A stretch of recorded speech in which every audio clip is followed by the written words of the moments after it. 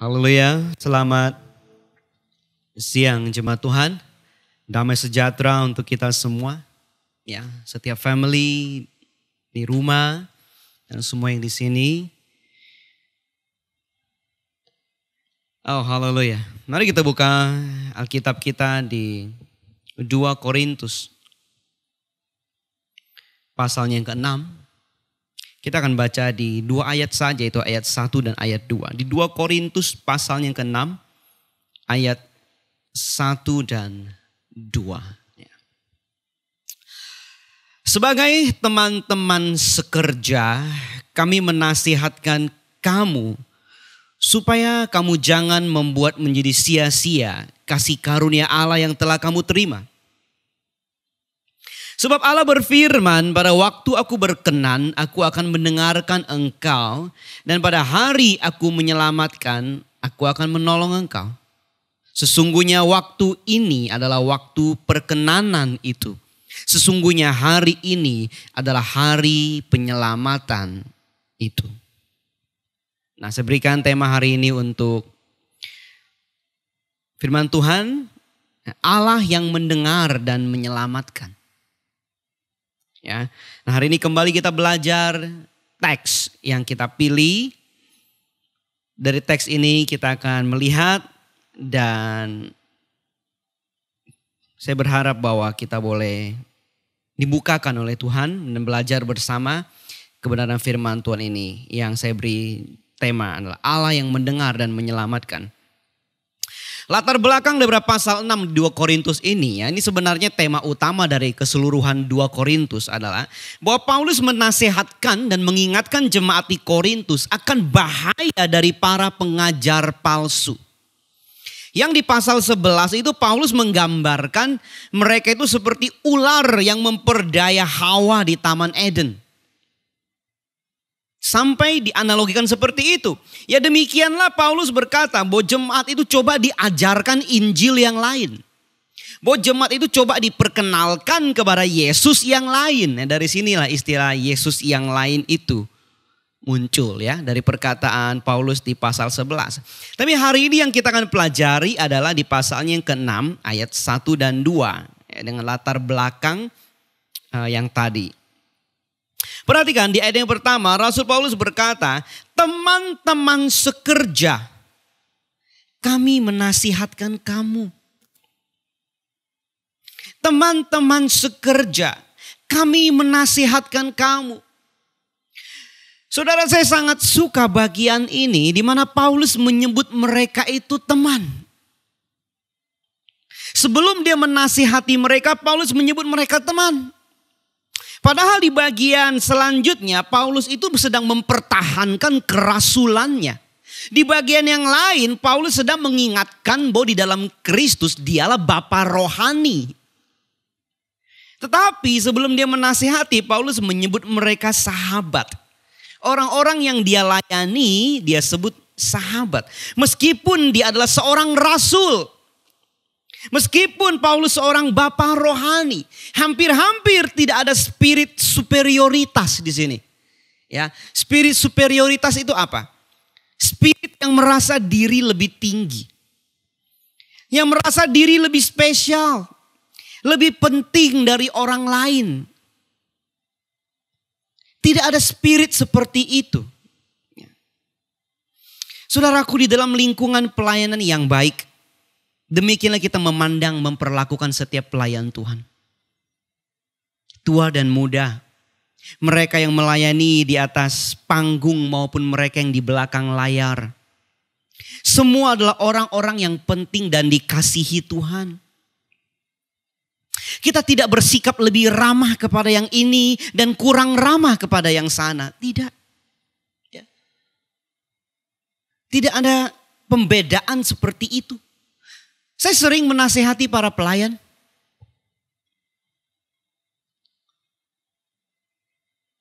Hai, ingat ya, ini barang-barang bukan punya kita pribadi. Justru karena bukan punya kita pribadi lebih dirawat ya, ini punya rumah Tuhan. Kadang saya bilang sama tim operator di belakang, kalau pelayanan lihat meja berdebu ya dilap dong. Ya, belajar dong, rawat. Kalau yang belum dengar hari ini dengar lagi. Kita tetap menasehati, kita tetap mengajarkan, kita tetap mengingatkan. Namun waktu kita menyampaikan saudara, kita melihat semua adalah anak-anak Tuhan yang kekasih. Semua adalah pelayan-pelayan yang berharga bagi Tuhan. Semuanya dikasihi Tuhan. Itu mengapa saya katakan saya suka dengan kalimat Paulus. Sebelum dia menasehati, dia berkata, teman-temanku, sahabatku. Nah kita melanjutkan saudara. Firman Tuhan kemudian kita baca adalah, supaya kamu jangan membuat menjadi sia-sia kasih karunia Allah yang telah kamu terima. Jangan membuat menjadi sia-sia kasih karunia Allah yang telah kamu terima. Saudaraku, sama sekali di sini bukan berarti bahwa kasih karunia Allah itu telah sia-sia oleh karena seseorang tidak merespon ya. Sehingga kasih karunia itu menjadi tidak berharga. Oleh karena seseorang tidak merespon, sehingga grace daripada Tuhan itu seolah-olah menjadi tidak berguna dan sia-sia. Oleh karena anugerah itu sendiri begitu. Oh bukan demikian saudaraku. Anugerah itu tidak sia-sia. Tetapi si penerima yang telah sia-sia menerima. Si penerima oleh karena tidak bekerja seturut dengan anugerah yang diberikan menjadi sia-sia telah menerima. Jadi bukan berarti anugerah itu telah diberikan lantas karena nggak direspon menjadi sia-sia begitu. Tidak saudaraku. Ketika kasih atau anugerah diberikan tidak pernah itu menjadi sesuatu yang sia-sia. Allah adalah kasih. Ketika kasih dan anugerah dia berikan. Sebagaimana dia adalah Allah yang penuh kasih dan anugerah. Itu tidak pernah akan sia-sia atau tidak berharga.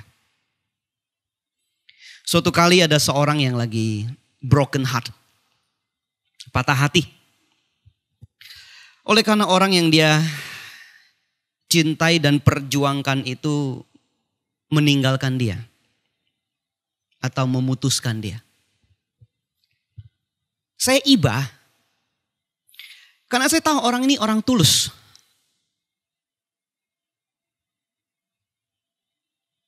Saya sampaikan satu kalimat kepada dia. Kasih yang tulus tidak pernah sia-sia. Karena ketika kita mengasihi, hati dan hidup kita telah diberkati. Bahwa kita boleh mengenal sang kasih. Orang itu yang menyia-nyiakan, orang itu yang malang.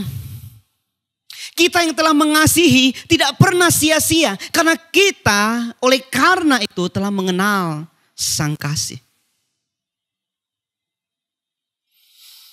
Saudaraku, jadi ketika seorang meninggalkan kita jangan meratapi ya. Sebagai anak muda begitu. Ini urusan percintaan ya, kadang putus atau apa. Ya nangis sedikit ya gak apa-apa lah. Sedikit aja. Tapi jangan meratapi begitu loh. Selama hati kita tahu dan bersaksi bahwa kita telah berlaku benar dan tulus. Let them go. Biarkan. Jangan meratapi, nangis dikit aja udah. Kalau perlu itu pun. Karena kasih yang Anda berikan, kalau Anda tahu hatimu telah bersaksi ini tulus. Tidak ada yang sia-sia. Kamu telah mengenal apa itu kasih, cinta kasih Tuhan. Kembali kepada teks, saudara. Demikianlah kita memaknai bagian ayat pertama ini ya. Bukan kasih karunia Tuhan menjadi sia-sia, tetapi kehidupan yang menolak dan mengabaikan anugerah itu menjadi sia-sia. Sia-sia di dalam dosa. Mereka yang menyia-nyiakan kasih karunia adalah mereka yang tidak sungguh-sungguh telah diselamatkan. Yang satu istilah yang saya kutip yaitu non-saving faith. Ya sesungguhnya pernah dikhotbahkan beberapa waktu yang lalu. Ini juga ada di 1 Korintus pasal 15. Tulisan yang sama dari Paulus kepada jemaat yang sama maksudnya. Tapi di surat yang pertama. Ya silakan baca kembali di 1 Korintus 15. Non-saving faith adalah iman yang tidak membawa kepada keselamatan. Atau iman yang mengira telah selamat. Tapi iman ini gak bertumbuh. Padahal benih itu telah dia terima. Di dalam perumpamaan itu Tuhan Yesus katakan, perumpamaan penabur. Saya kira ini perumpamaan yang terkenal ya. Hampir semua yang udah baca Alkitab itu mungkin sering ketemu bagian ini. Bahwa diumpamakan oleh Tuhan Yesus ada seorang penabur yang menaburkan benih. Ada yang jatuh di pinggir jalan, ada yang jatuh di tanah yang tipis, ada yang jatuh di makan burung begitu saudaraku. Di dalam perumpamaan itu saudara, benih-benih yang gagal tumbuh dan berbuah itu adalah seperti benih iman yang dikira itu menyelamatkan tetapi sebenarnya tidak.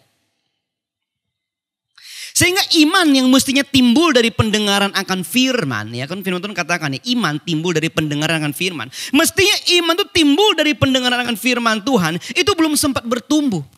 Belum sempat berbuah apalagi. Tapi benih itu keburu lenyap dan mati.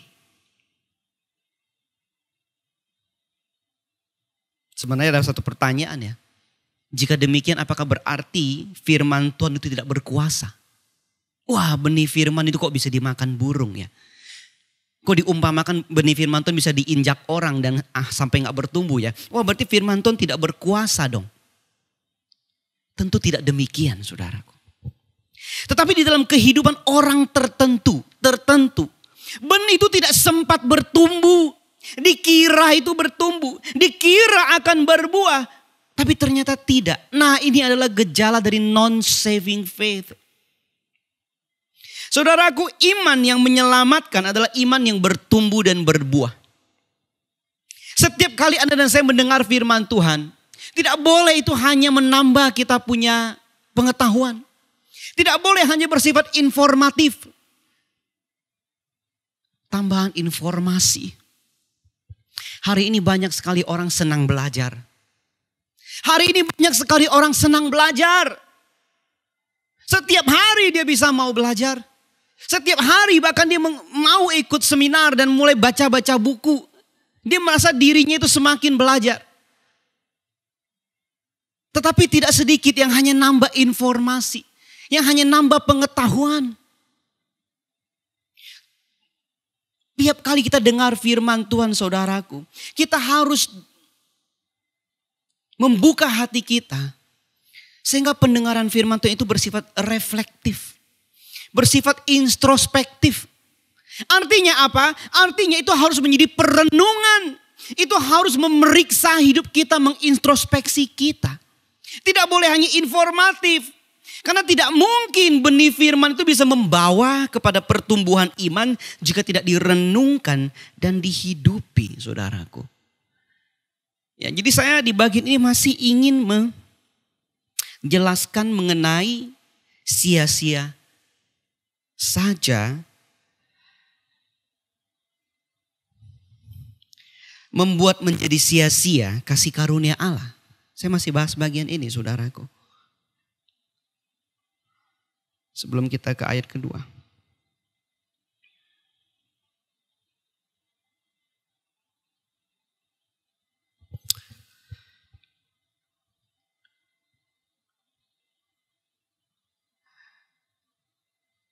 Kita lihat kepada ayat kedua daripada pembacaan kita.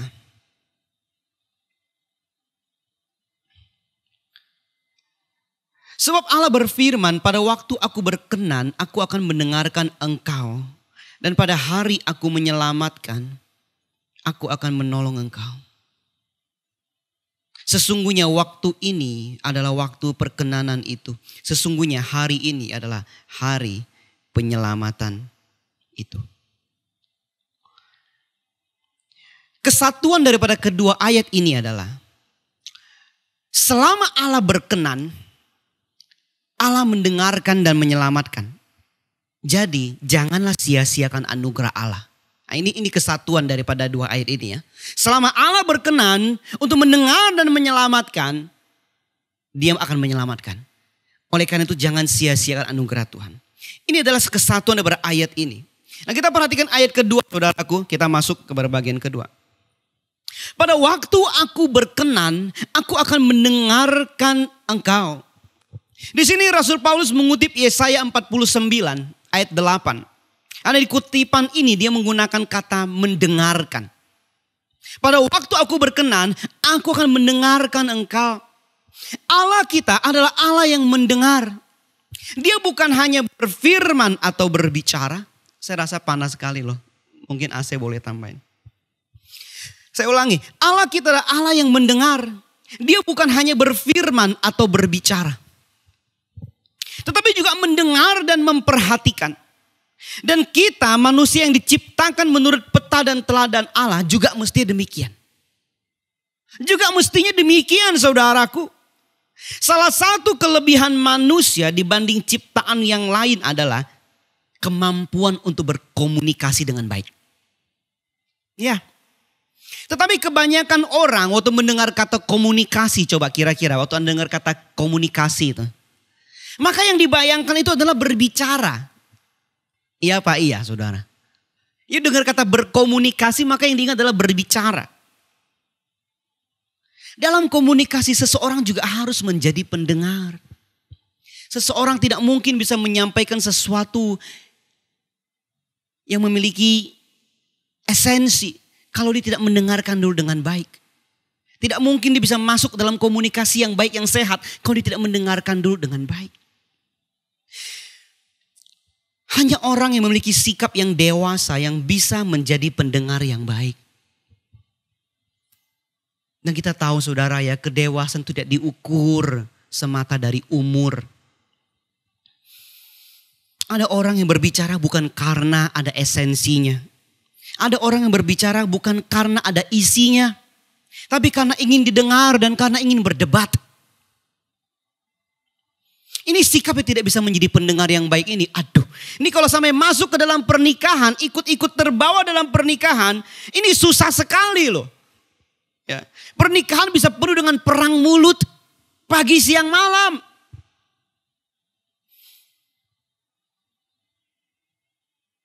Di dalam setiap kelas konseling pranikah, saya selalu ingatkan, permasalahan terbesar dalam hubungan manusia adalah komunikasi. Saya berikan penekanan di sesi komunikasi itu bisa 2 pertemuan. Permasalahan terbesar dalam hubungan apa? Komunikasi. Mengapa?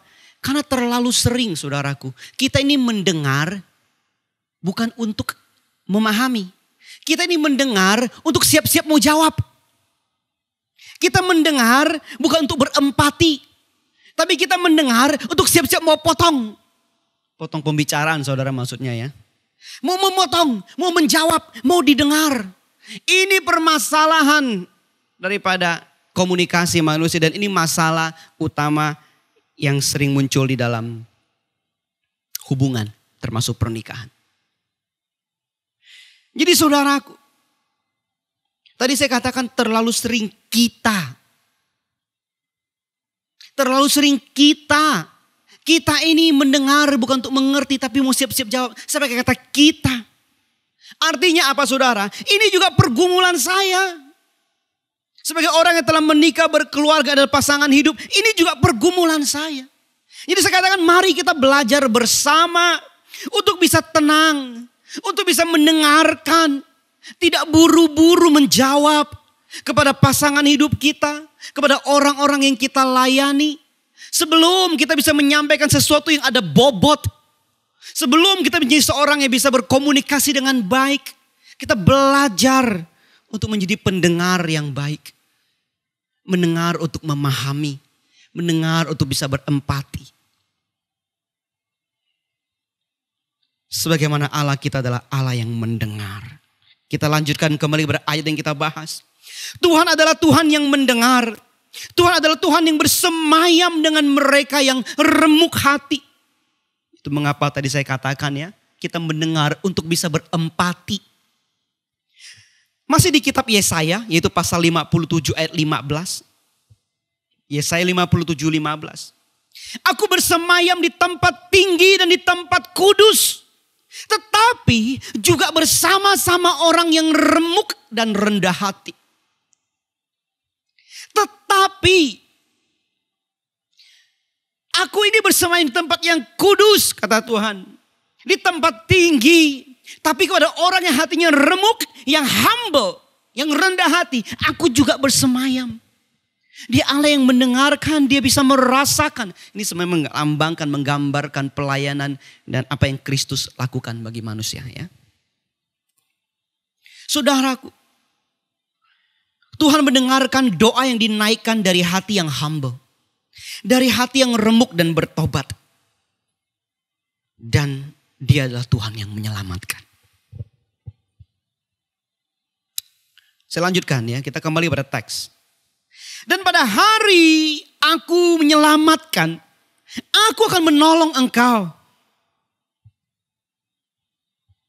Pada hari aku akan menolong engkau. Saudara, tidak sukar bagi Tuhan untuk menolong kita. Terlepas apapun situasi dan keadaan kita. Baik kita secara personal maupun keadaan secara global hari ini. Tidak sukar bagi Tuhan untuk menolong. Tapi kebanyakan persoalan kita adalah dari hidup yang tidak bertobat. Kebanyakan dari persoalan kita adalah dari hati dan pikiran yang tidak dikuduskan.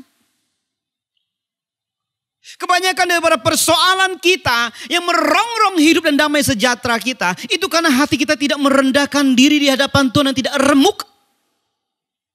Padahal tidak sukar bagi Tuhan untuk menolong kita. Tapi hati yang keras. Siapa yang tahu, kata firman Tuhan. Saudara, kalau kita selalu membahas kasih Tuhan. Love of God. Kita selalu membahas anugerah Tuhan. Kan tadi di bagian ayat pertama juga kita bahas soal anugerah ya. Kalau kita selalu bahas kasih, bahas anugerah Tuhan. Tapi tidak pernah membahas, mengajarkan akan kekudusan Tuhan. Itu adalah sesuatu yang tidak utuh. Ada yang missing. Itu seperti kita memberitakan sesuatu yang timpang. Kasih, anugerah, grace. Oke. Tapi kita tidak mengajarkan akan kekudusan Tuhan. Kita tidak mengajarkan bahwa Tuhan itu bersemayam dengan orang-orang yang hatinya remuk dan mau bertobat. Yang rendah hati, bukan yang congkak. Kalau kita tidak mengajarkan itu juga, ada sesuatu yang hilang saudaraku. Dan itu hilang daripada kebanyakan khotbah-khotbah gerejawi hari-hari ini. Tuhan bersemayam di tempat kudus, dia Allah yang kudus. Tetapi dia juga bersama dengan orang yang remuk dan rendah hati dan bertobat. Artinya apa? Dia tidak dengan yang tidak bertobat. Dia tidak bersemayam. Tidak dengan yang tinggi hati dan keras hati. Ini kan makna kebalikan daripada sebuah teks. Saya lanjutkan saudaraku. Sama seperti saya pernah katakan. Allah kita teguh dalam kasihnya. Dia keras dalam kasihnya. Artinya apa? Ketika dia mengasihi kita, Tuhan kita tetap mengasihi. Dan dia juga kasih dalam kerasnya. Artinya apa? Waktu dia menegur, waktu Tuhan menyatakan kekerasan tanda kutip tegurannya, dia tetap mengasihi. Tuhan kita keras dalam kasihnya dan kasih dalam kerasnya. Yesaya 57 yang tadi kita baca sekilas, itu adalah pesan dan teguran Tuhan. Tetapi juga sekaligus penghiburan dan pemulihan. Saya sarankan baca lengkap satu perikop. Tadinya saya mau ajak baca lengkap. Mengingat waktu saya tidak lakukan. Silakan baca lengkap, indah sekali. Terutama untuk masa seperti ini. Ya, terutama untuk hari-hari ini. Atau mau kita baca sama-sama? Kita baca ya. Kita baca sama-sama deh. Haleluya. Yesaya 57 ayat 15.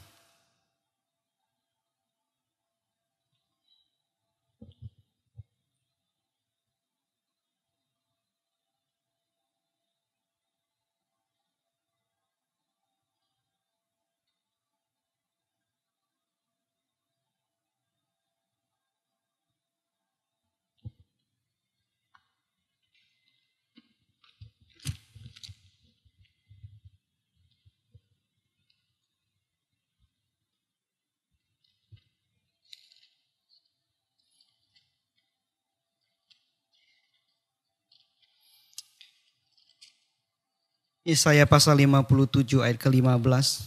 Kita baca 4 ayat. Judul perikop yang diberikan oleh Lembaga Alkitab Indonesia adalah kata-kata penghiburan. Ayat 15. Sebab beginilah firman yang maha tinggi dan yang maha mulia. yang bersemayam untuk selamanya dan yang maha kudus namanya. Aku bersemayam di tempat tinggi dan di tempat kudus, tetapi juga bersama-sama orang yang remuk dan rendah hati. Untuk menghidupkan semangat orang-orang yang rendah hati.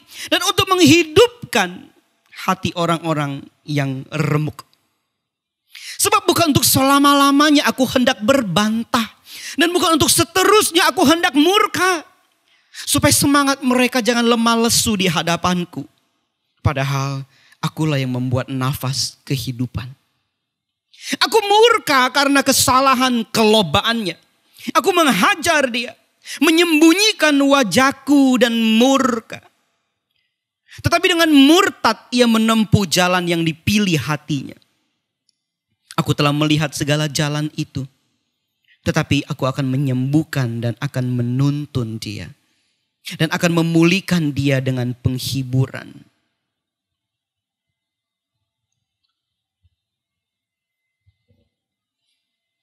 Yesaya 57.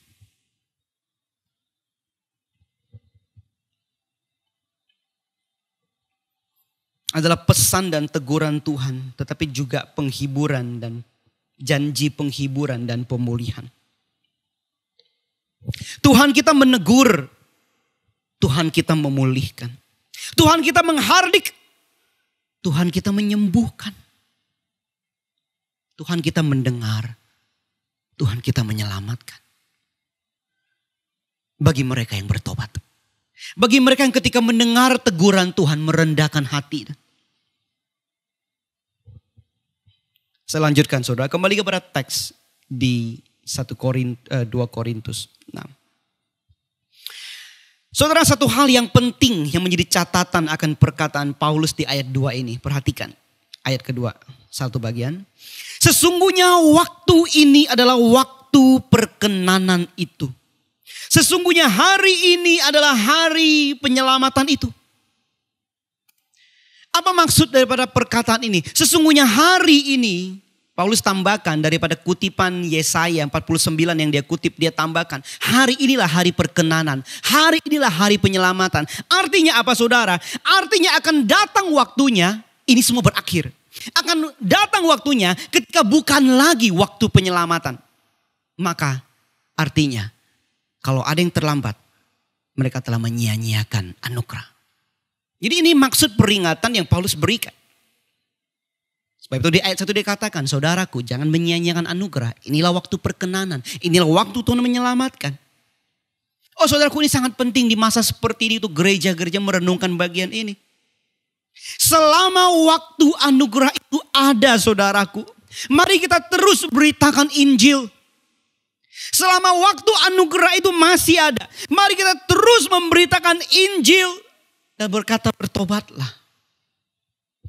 Yohanes 9 ayat 4. Tuhan Yesus berkata, kita harus mengerjakan pekerjaan Dia yang mengutus aku. Selama masih siang, akan datang malam di mana tidak ada seorang pun yang dapat bekerja. Tidak ada seorang pun yang dapat bekerja lagi. Saya tambahin dalam kurung lagi. Sekarang masih siang, kita harus mengerjakan. Ya. Saudaraku, dari sisi kita yang telah mengenal anugerah Tuhan, dari sisi kita yang telah mengenal hidup dalam keselamatan Tuhan, maka selagi hari masih terang, itu berarti kita masih tetap bekerja untuk Tuhan. Amin jemaat Tuhan sekalian, amin pelayan Tuhan sekalian. Kita tidak mau dibatasi. Saya melihat gereja hari menggeliat. Saya berdoa berharap bahwa itu semua karena satu kerinduan yang kudus akan Injil Allah. Ada pembatasan, tetap online diadakan. Ada pandemik secara global, tetap gereja-gereja memikirkan cara bagaimana jemaat bisa dilayani. Ya saya berdoa itu semua dari niat motivasi yang tulus demi Injil Allah, bukan hal-hal lain.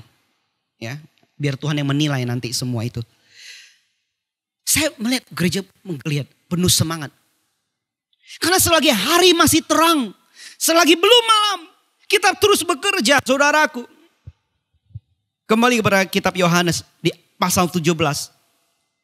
Saya masih mau menyoroti bagian ini. Yohanes 17 ayat keempat. Ini doa Tuhan Yesus di malam terakhir.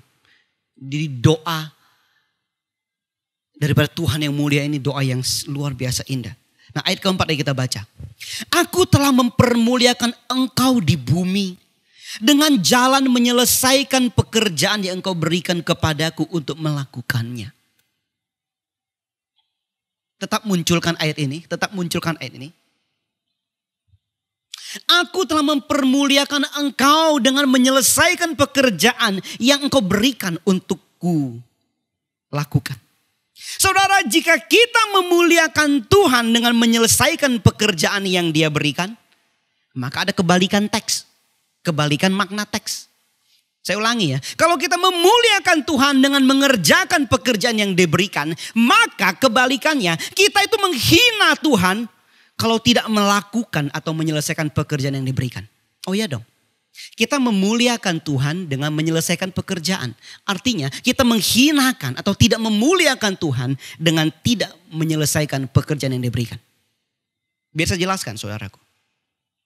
Kalau kita hanya duduk mendengar, seolah mengerti, tapi sama sekali tidak ada dorongan dalam hati kita bahwa Injil ini mulia, bahwa Injil ini harus aku juga beritakan. Kita duduk, kita mendengarkan, oh ya. Tapi tidak ada satu kehormat akan Injil ini kudus mulia, harus aku beritakan. Kita sibuk dengan urusan kita sibuk dengan target-target hidup kita lupa. Kita diselamatkan untuk menjadi garam dan terang, atau kita sengaja lupa. Saudaraku, itu semua adalah menghinakan Tuhan. Itu mengapa saudaraku, saya pernah katakan, semua orang yang telah diselamatkan harus melayani. Harus belajar melayani. Harus ada tergerak dalam hatinya. Aku ini telah diselamatkan. Aku mengenal anugerah Tuhan. Sekarang aku mau melakukan apa untuk Tuhan? Harus saudaraku, di dalam rumah Tuhan yang benar tidak ada ekspektator doang, penonton aja. Bertahun-tahun nonton aja. Saudaraku, kalau saya tidak peduli, saya tidak perlu khotbah yang seperti ini saudaraku. Khotbah seperti ini tidak populer. Mengusik kenyamanan orang. Kalau saya nggak peduli hal seperti ini nggak perlu saya. Tapi saudaraku, itu apa yang firman Tuhan katakan. Artinya kita nggak bisa bertahun-tahun kenal Tuhan atau bilang kita kenal Tuhan, tapi kita spectator, nonton aja. Nggak bisa saudaraku. Kita melayani tidak harus yang kelihatan, tidak harus yang di atas panggung. Kita melayani sesuai bagian yang Tuhan berikan dan percayakan kepada kita. Jangan lupa di dalam perumpamaan talenta, ya. Itu di Matius 25. Sang Tuan itu begitu marah kepada hamba yang dikasih 1 talenta, dia kuburin. Dia tidak mengerjakan bagian dia. Padahal yang 5 talenta, yang 2 talenta menerima reward yang sama. Artinya apa? Ya, perhatikan saudara, penting waktu kita belajar firman Tuhan. Baik yang 5 maupun yang 2, rewardnya sama, masuklah. Tuhan tidak melihat daripada performance. Tuhan tidak melihat daripada output. Kamu udah melayani apa? Berapa banyak? Berapa lama? Tidak. Tuhan melihat kesetiaan. Tuhan melihat availability. Mau enggak? Di dalam perumpamaan talenta itu yang hamba yang terima 1 talenta dia kuburkan. Dia gak peduli. Dan Tuhan Yesus katakan lemparkan dia ke tempat yang gelap. Ya, kalau di dalam Matius 25 ke tempat yang kegelapan yang paling gelap. Bayangkan kegelapan yang paling gelap. Itu amarah. Jadi kalau saya gak peduli, saya gak perlu khotbahkan hal seperti ini. Hal seperti ini mungkin mengusik kenyamanan sebagian orang. Tapi kita peduli bagaimana dengan perjalanan iman kita di hadapan Tuhan suatu hari kelak kita pertanggungjawabkan.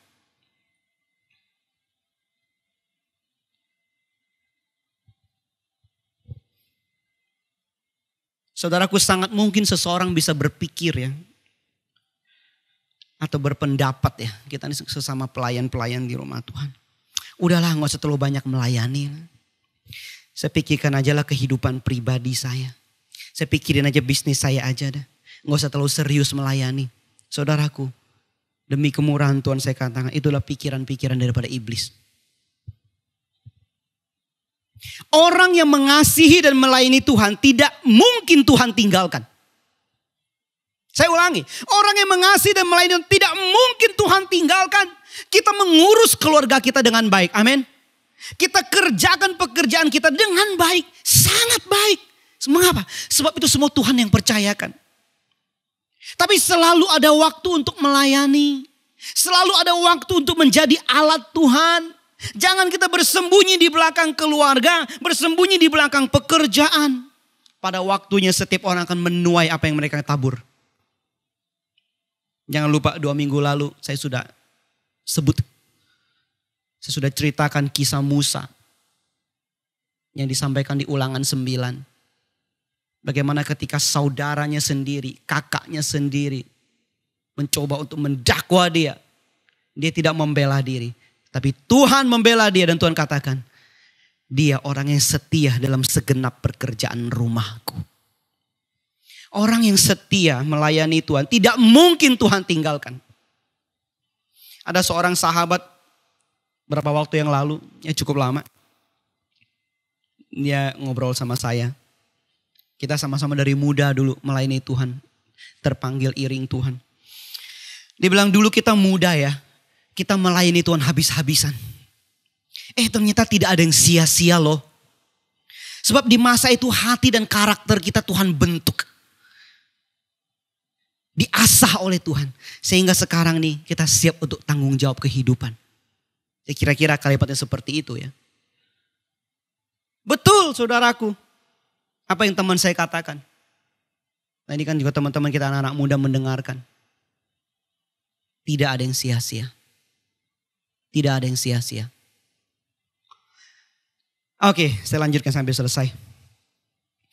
Saudara, kita ada di masa yang berguncang.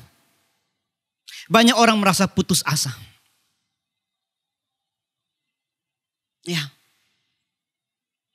Di platform-platform sharing, saya melihat bagaimana orang mulai menceritakan masalah ekonomi, masalah PHK dan sebagainya. Ini masa yang sangat bergejolak. Banyak keputusasaan. Tetapi saudaraku, kesukaran masa ini tidak ada arti apa-apa dibanding dengan kesudahan zaman nanti.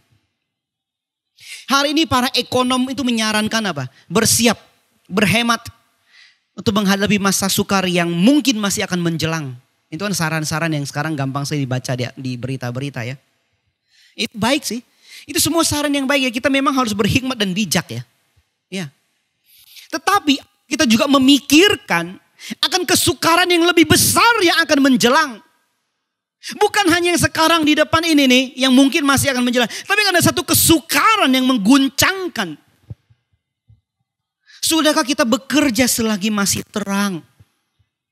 Sebab kalau tidak saudaraku, kesukaran besar itu akan nggak bisa ditanggung. Banyak orang akan jauh lebih putus asa. Selama masih terang mari kita bekerja. Jika kita adalah hamba-hamba yang setia, kita pasti kedapatan sedang bekerja ketika Tuhan datang. Itu kan Tuhan Yesus katakan kan. Kita kedapatan sedang berkarya ketika Tuhan datang kelak kalau kita hamba yang setia. Salah satu kalimat yang pernah Martin Luther katakan, ini kalimat bagus. Even if I knew that tomorrow the world would go to pieces, I would still plant my apple tree. Meskipun saya tahu besok dunia akan runtuh. Kira-kira gitu terjemahannya. Meskipun saya tahu besok dunia akan runtuh. Artinya besok akan berakhir zaman ini. Saya tetap tanam pohon apel. Bagus ya kalimatnya ya. Sebenarnya ada teks yang menceritakan lain bahwa meskipun saya tahu besok Tuhan datang, saya tetap tanam jagung. Nah, ada yang menggunakan kalimat itu yang juga dihubungkan dengan perkataan Martin Luther. Meskipun aku tahu besok Tuhanku datang, aku tetap tanam jagung. Pergolakan zaman ada dalam kedaulatan Tuhan. Bagian kita adalah setia melakukan bagian yang Tuhan berikan kepada kita. Satu kalimat yang kita rindu sekali dengar. Baik sekali perbuatanmu, hai hambaku yang baik dan setia. Engkau telah setia dalam perkara kecil. Aku akan memberikan kepadamu tanggung jawab dalam perkara yang besar. Masuklah dan turutlah dalam kebahagiaan Tuhanmu. Saya sebenarnya tidak mau kutip, tidak mau jelaskan bagian ini. Tapi saya merasa perlu pada saat ini. Matius 25 di mana ayat yang kita baca barusan. Itu adalah konteks akhir zaman. Matius 25 adalah di mana Tuhan Yesus bicara tentang akhir zaman. Jadi waktu Tuhan Yesus katakan, engkau telah setia dalam perkara kecil. Sekarang aku percayakan perkara besar. Artinya apa? Kerajaan 1000 tahun. Baca kitab Wahyu pasal 20. Kalau nggak salah 20. Saya rasa bukan 21, 20 saya rasa. Bahwa di dalam kerajaan itu orang-orang yang menang, orang-orang yang setia itu memerintah bersama Kristus. Jadi waktu Tuhan Yesus katakan, kamu telah setia perkara kecil, aku berikan perkara besar tanggung jawab. Sekarang masuk ikut aku, memerintah bersama aku. Ini adalah janji ketika Tuhan datang kembali. Kalau kita masih tidak tergetar oleh janji seperti ini, saya nggak tahu lagi harus dengan apa kita diingatkan. Saudaraku, kembali kepada tema kita. Allah kita adalah Allah yang mendengar dan menyelamatkan. Selagi waktu, anugerah dan kesempatan masih diberikan, mari kita menjadi alat terangnya Tuhan. Seringkali kita memberitakan firman, saudara. Kepada sahabat kita, kepada keluarga besar kita. Seringkali kita memberitakan firman. Berita kita itu tidak selalu mengenakan. Berita kita tidak selalu menyamankan bagi orang yang mendengar. Saya menyadari. Karena kalimat seperti bertobatlah, terimalah anugerah Tuhan. Mengapa harus binasa bersama dengan dunia? Hidup jangan cuma kejar yang di dunia. Ayo Tuhan panggil kamu. Kalimat-kalimat seperti itu bukan kalimat yang nyaman buat setiap orang. Saudara, bagi orang yang terlalu lama dalam ruangan yang gelap pekat, terang itu bisa menyakitkan. Anak saya kalau pagi hari saya mau dia agak cepat bangun, biasanya saya agak buka jendela. Itu dia bisa teriak-teriak. Karena kalau kita dalam ruangan gelap dalam waktu yang lama dan pekat, terang itu bisa menyakitkan. Mata itu tidak terbiasa. Silau itu bisa mengejutkan. Tapi ketika mata kita mulai beradaptasi. Ketika kita tahu terang itu mulai menyinari apa yang kita lihat. Wah, indah. Terang itu damai. Terang itu memerdekakan. Ketika seseorang awal datang kepada Tuhan, firman Tuhan menyelidiki nuraninya. Firman Tuhan menyinari relung hatinya. Area-area yang gelap dalam jiwanya itu disinari oleh firman. Mungkin ada silau, mungkin ada tidak nyaman. Tapi ketika mata hatinya telah dicelikkan Roh Kudus.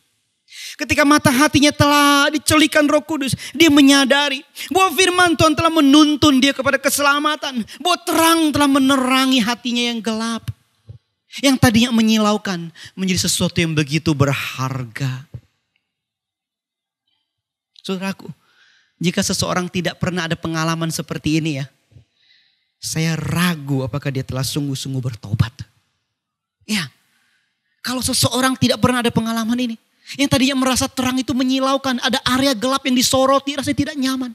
Tapi ketika mulai dicerikan oleh Roh Kudus, mulai dibukakan mata hati oleh Roh Kudus, kita menyadari terang itu indah, terang itu melegakan. Itu pengalaman rohani yang penting. Saya lanjutkan. Oleh karena itu saudaraku, mari kita tetap beritakan firman Tuhan. Amin. Mari kita tetap nyatakan terang kasih Tuhan bagi keluarga kita. Bagi sahabat kita. Bahkan bagi setiap orang yang Tuhan izinkan hadir dalam hidup kita. Tentu dengan cara yang bijaksana. Tentu dengan hikmat daripada Tuhan. Tentu dengan waktu dalam pimpinan para Roh Kudus. Sebab Tuhan adalah Tuhan yang mendengar dan menyelamatkan. Selagi waktu masih waktu perkenanan dan waktu penyelamatan, mari kita bekerja. Saudaraku, selagi Tuhan berikan waktu dan kekuatan, saya akan berkhotbah.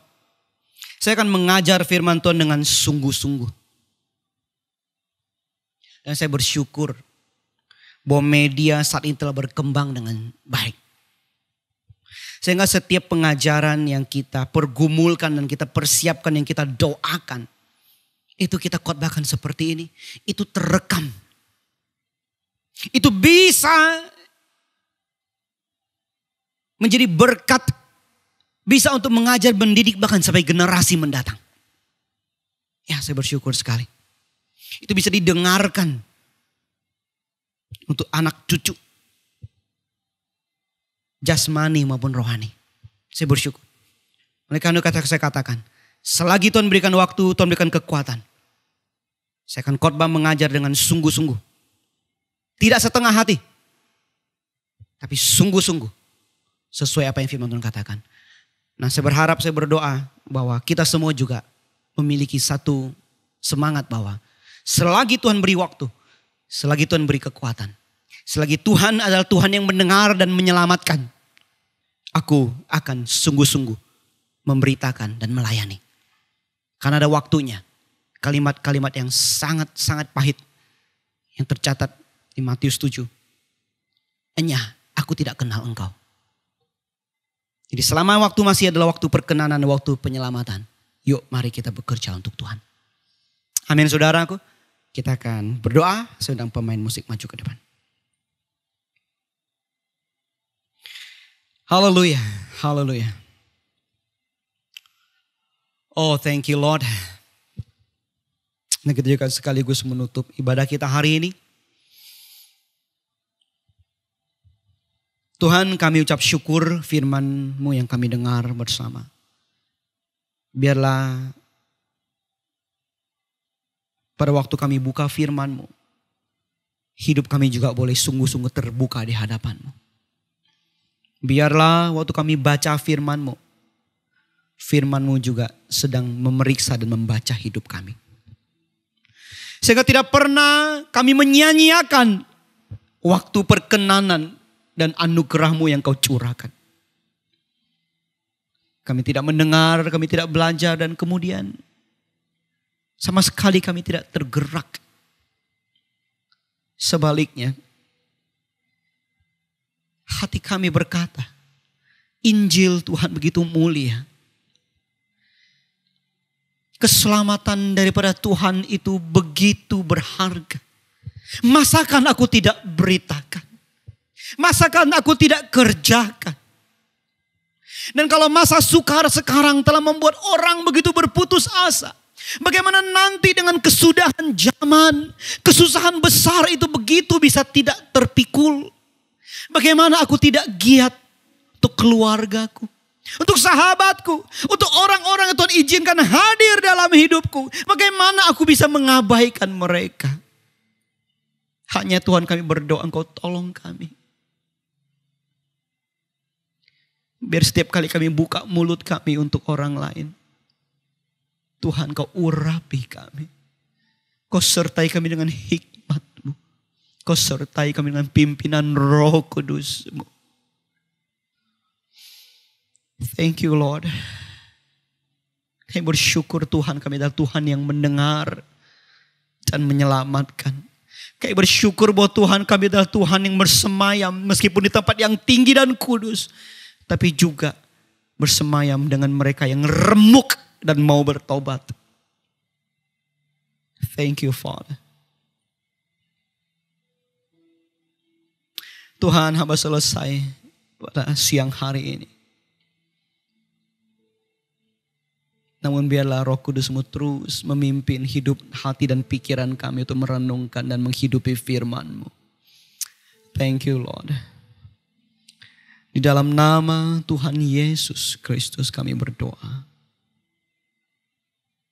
Mari kita sama-sama katakan. Amin. Amin.